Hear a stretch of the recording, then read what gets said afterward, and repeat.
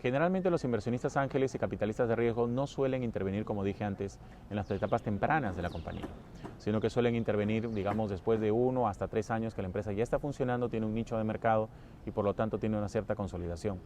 Los montos varían, pero yo diría, por ejemplo, que sería un equivalente a unos $100.000, de unos 100.000 a $500.000 al año, de inversión, de ventas en términos anuales, ¿no? He visto casos de inversionistas ángeles que han invertido en compañías que venden alrededor de 100 o $150.000 al año, hasta casos obviamente de inversionistas ángeles que invierten en compañías que venden mucho más. ¿Y hay un promedio de rentabilidad que ellos buscan o varía demasiado dependiendo del sector? No, es una excelente pregunta también. Estadísticamente y empíricamente se ha hecho un estudio a nivel mundial de las rentabilidades anuales que piden los inversionistas ángeles. Esos están alrededor del 20 hasta el 30% anual.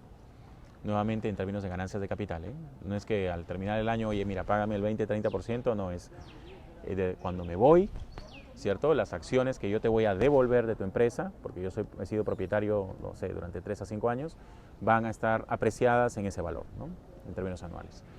Y los capitalistas de riesgo generalmente tienen una rentabilidad más alta, exigen una rentabilidad más alta del orden del 30, 40, hasta 50% al año. Hay casos de empresas que han rendido hasta el 60% al año, sobre todo en el Reino Unido. El capital de riesgo aún no es la principal herramienta de capital privado. De capital privado en la región. Correcto, no lo es. Pero sí ha estado en aumento. Está en aumento. Lo que pasa es que existen problemas para la implementación completa o plena del capital privado en América Latina. El problema está en que son empresas familiares. Entonces, al ser empresas familiares, un gran número de ellas, generalmente a las familias no les gusta sentar extraños o personas extrañas dentro digamos, de la toma de decisiones o de la Junta General de Accionistas o la toma de decisiones diarias de las empresas. Una solución a ese problema puede ser el hecho de que los capitalistas de riesgo hasta cierto punto compran porciones minoritarias de acciones. Entonces no buscan el control de las empresas, sino que buscan comprar una porción minoritaria, algo que normalmente no se entiende. La gente piensa, bueno, voy a crear una nueva empresa y me consigo capital ángel y con eso ya la hago. No es así. O sea, en realidad, los inversionistas ángeles y capitalistas de riesgo, uno, no suelen invertir en etapas tempranas de la compañía. Segundo, si invierten en porciones minoritarias. Pero ahí se presenta el problema de accionista mayoritario que es propia riqueza al minoritario. Y este inversionista me imagino que sí querrá al menos proponer algún gerente general o alguna persona independiente que le permita garantizar la rentabilidad de la empresa. Absolutamente. Y eso hasta cierto punto puede representar un problema para la empresa familiar. Es decir, tenemos que mejorar la gobernanza el gobierno corporativo de las empresas pequeñas. Es una primera necesidad. De las empresas familiares, ¿no? Generalmente no tienen consejeros que sean terceras partes. Otro tema también está relacionado íntimamente con las incubadoras empresariales. La labor de capital de riesgo y de capital ángel, por ejemplo, se ha impulsado de forma dramática en los últimos años en México y en Brasil y un poco más en Colombia, por la sencilla razón de que las incubadoras empresariales realizan la selección natural de esas empresas, que pueden ser atractivas a los inversionistas ángeles, por ejemplo. De cada 100 empresas que se crean el día de hoy, solamente 5 van a seguir funcionando después de 5 años. Es decir, la tasa de mortalidad está alrededor del 95% en 5 años.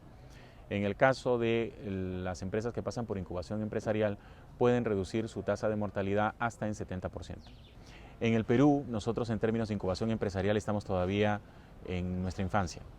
O sea, existen aproximadamente 17 incubadoras empresariales, pero no se les llama ni siquiera incubadoras empresariales, sino centros empresariales, la gran mayoría de ellos, donde realizan actividades de divulgación, digamos, de actividades de, digamos, instrucción, pero verdaderamente y propiamente dicho, uno, no cuentan con el apoyo de fondos del gobierno, cosa que en México sí. El gobierno mexicano invierte millones de pesos para la actividad de incubación empresarial. Y segundo, su principal objetivo no es la incubación per se, sino es la divulgación del espíritu emprendedor. Entonces, mientras que no existan incubadoras empresariales, yo veo que hay otra dificultad en términos de la simetría de información que hay entre inversionista ángel o capitalista de riesgo y el empresario, ¿no? Es decir, tú presentas un proyecto de inversión en un banco y ese proyecto de inversión suele presentarse en condiciones de certeza, no se hace un análisis de riesgo, no se establecen estrategias de contingencia no se sabe o no se pone énfasis en quiénes son los miembros del equipo que van a desarrollar el proyecto. Son muchos factores que los capitalistas de riesgo sí consideran y que los bancos no. ¿Por qué? Por la sencilla razón de que los bancos piden garantía 2-1, 3-1, 4-1 y simplemente se eliminan el problema de averiguar un poco más sobre el proyecto. Garantías imposibles para una empresa pequeña. Claro, porque si yo tengo esas garantías, entonces ¿para qué voy donde el banco? O sea, no tiene mucho sentido. Y si no, pues para el banco es un negocio seguro, ellos no arriesgan nada, ¿no? Mientras que los capitalistas de riesgo y inversionistas ángeles se vuelven socios del empresario y por lo tanto corren el riesgo con el empresario.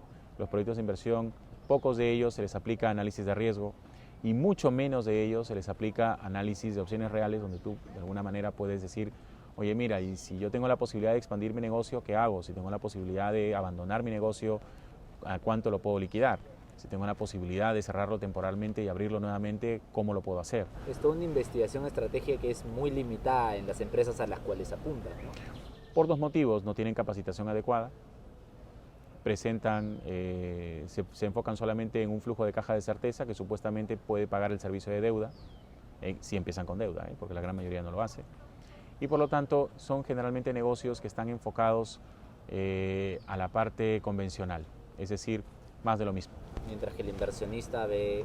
Inversionista ángel busca innovación, y no innovación tecnológica necesariamente, eso es una mala concepción. Busca también, por ejemplo, innovación en modelos de negocio nuevos, que no necesariamente representen una innovación tecnológica con una inversión sustancial.